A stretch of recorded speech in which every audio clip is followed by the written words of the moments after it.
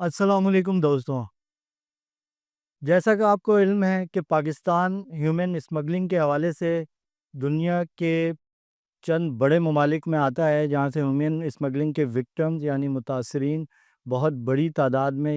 خاص طور پر یورپ اور دیگر ویسٹرن ممالک کا سفر کرتے ہیں۔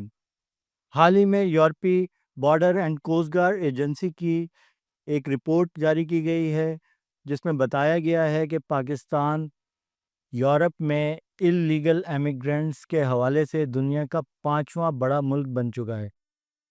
اور اس میں حیران کن امر یہ ہے کہ پاکستان ایک سال پہلے تک ٹاپ 10 ممالک کی فہرست میں بھی شامل نہیں ہوتا تھا، لیکن اچانک سے ایک سال کے دوران کیا ہوا ہے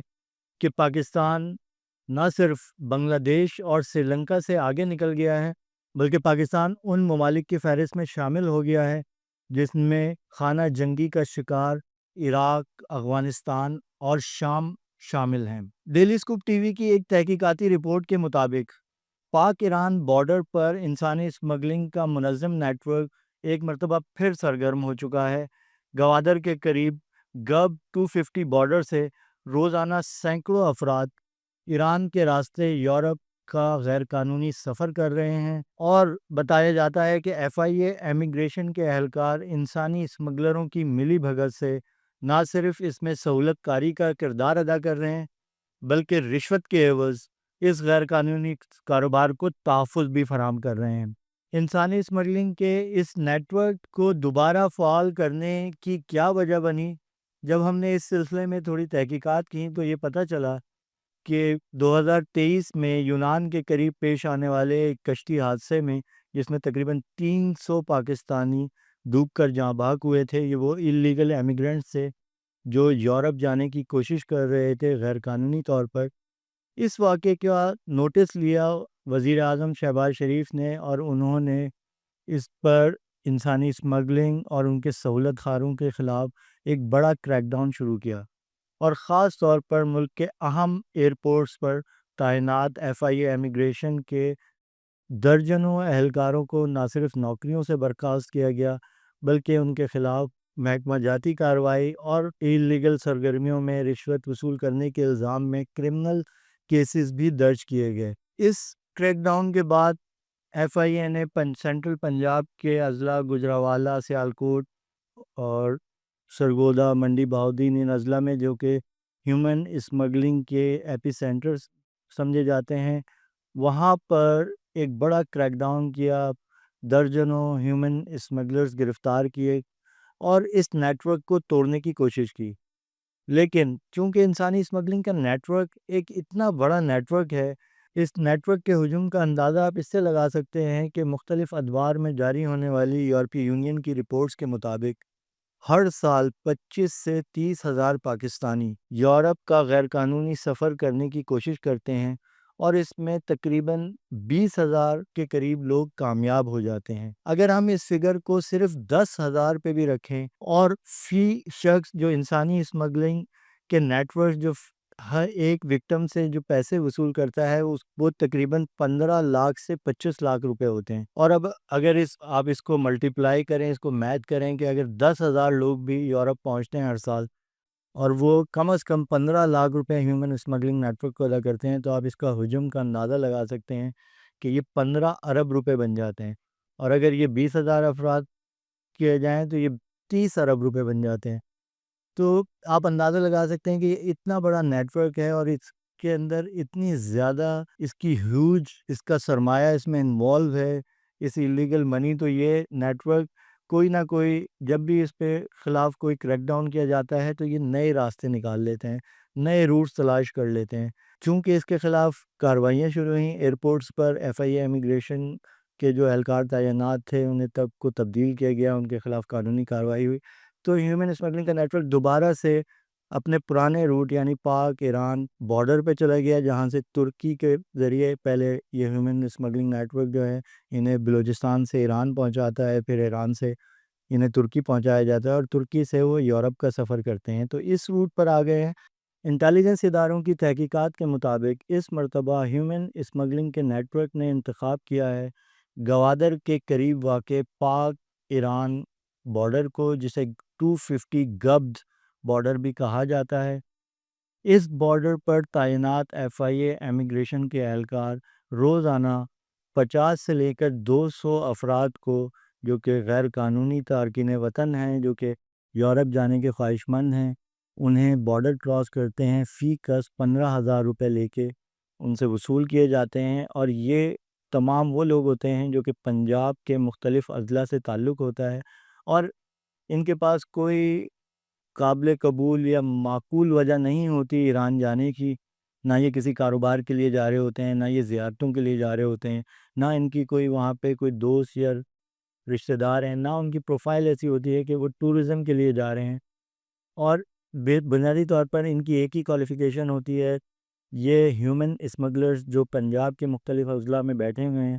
یا وہ سب ایجنٹس ہیں جو یورپ اور افریقن کنٹریز میں ہیومن اسمگلرز کے ان کے کنیکشن سے آتے ہیں، ان کی جانب سے نام دیے جاتے ہیں، اور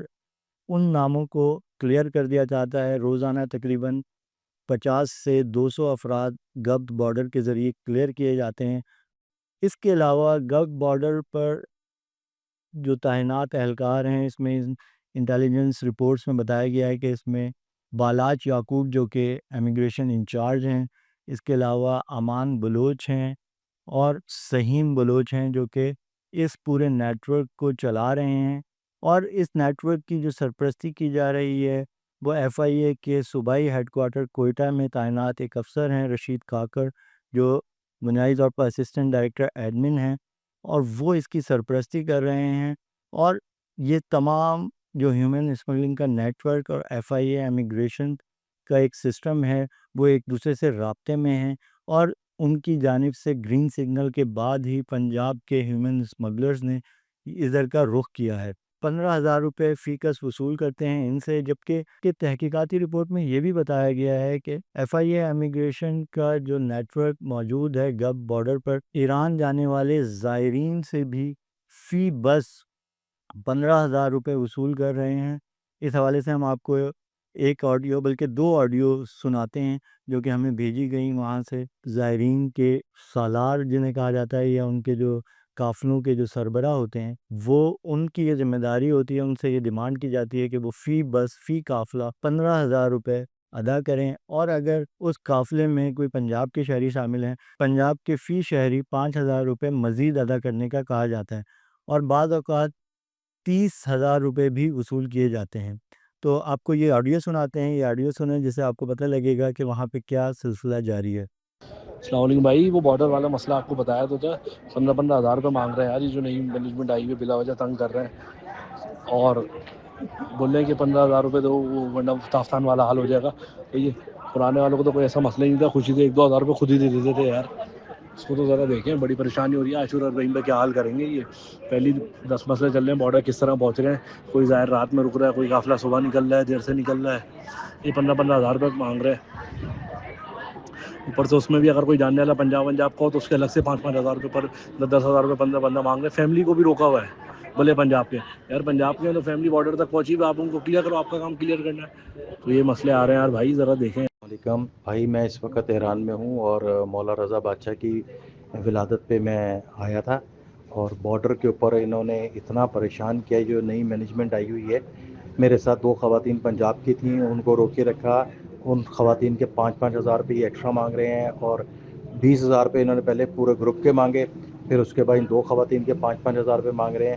یار یہ تو بہت پریشان کر رہے ہیں، آگے عاشور ہے اور پھر اربعین آ رہا ہے، تو یہ تو بہت مشکل پیدا کر رہے ہیں زائرین کے لیے۔ تو کم از کم مجھے انہوں نے کچھ 5 یا 6 گھنٹے انہوں نے بارڈر کے اوپر کھڑا رکھا ہے، وہ 2 خواتین کی وجہ سے، اور بڑی بدتمیزی کی۔ اور پھر جو میرے ساتھ لڑکے تھے، ان کو کہہ رہے ہیں کہ یہ ڈنکی پہ جا رہے ہیں، اس کے پیسے الگ چارج کر رہے ہیں۔ ہم نے کہا بھائی یہ فیملی کے ساتھ ہیں لڑکے، کسی قسم کا کوئی ایسا مسئلہ نہیں ہے، آپ اس کا لسٹ میں آپ اپنا نام رکھیں، یہ میرے ساتھ واپس آئیں گے۔ لیکن وہ تو اتنی بدتمیزی اس کے سلوک کر رہے ہیں کہ جیسے پتہ نہیں ہم کوئی الگ ہی مخلوق آ گئی ہیں یہاں پہ۔ جی دوستوں، آپ نے سنا کہ کس طرح زائرین کے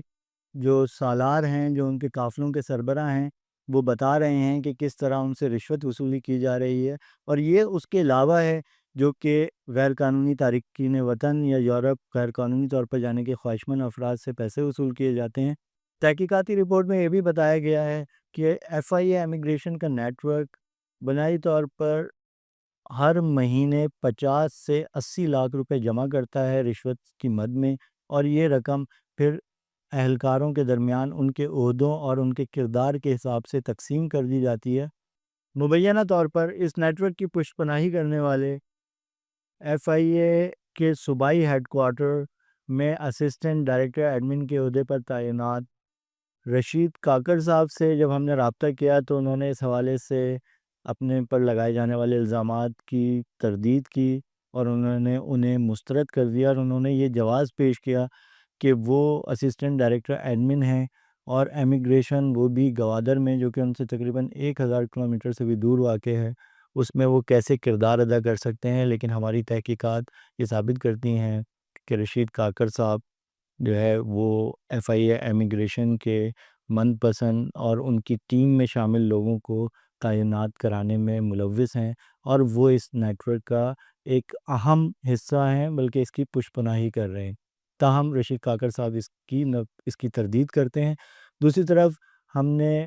بالاچ یعقوب جو FIA امیگریشن گب بارڈر کے انچارج ہیں ان سے بھی رابطہ کیا، اور ان کا یہ موقف تھا کہ یہ فیکٹس نہیں ہیں، لیکن جب بعد ازاں ہم نے وائس نوٹس جو کہ ہم آپ کو سنائیں گے ابھی، وہ انہیں سنائے گئے، انہیں بھیجے گئے، تو اس کے بعد ان کا کوئی جواب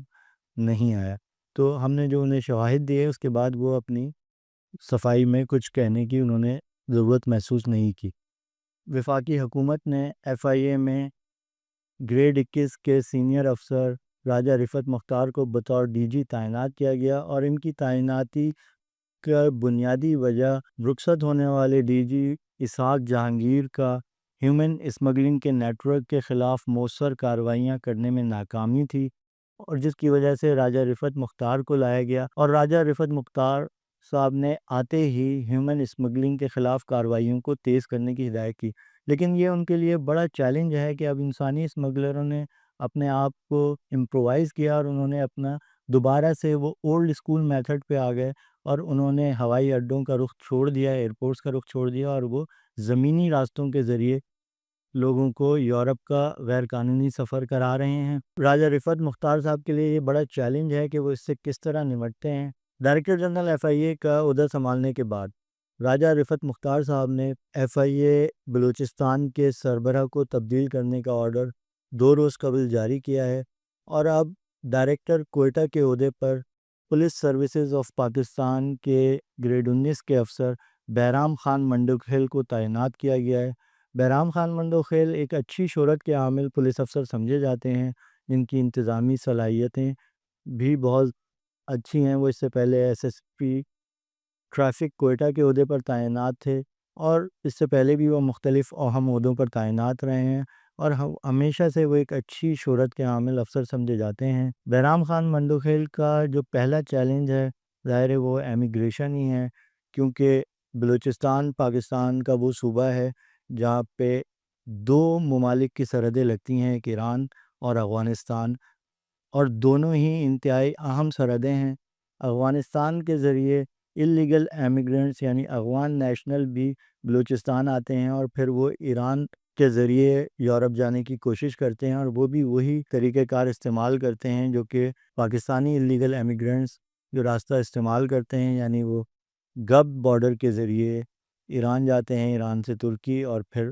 وہ یورپ کا سفر کرتے ہیں۔ تو بہرام خان منڈوخیل کے لیے سب سے بڑا چیلنج FIA امیگریشن میں اصطلاحات ہیں۔ حال ہی میں FIA امیگریشن کے کوئٹہ ایئرپورٹ پر تعینات کچھ افسران کو نوکریوں سے برطرف بھی کیا گیا ہے ہیومن اسمگلنگ سے روابط کے الزام میں۔ تو دیکھتے ہیں کہ بہرام خان منڈوخیل اپنی اچھی شہرت کو برقرار رکھتے ہوئے اللیگل امیگریشن اور اللیگل بارڈر کراسنگ کے اس ایشو سے کس طرح نمٹتے ہیں۔ آج کے لیے ہمیں اجازت دیجیے، شکریہ۔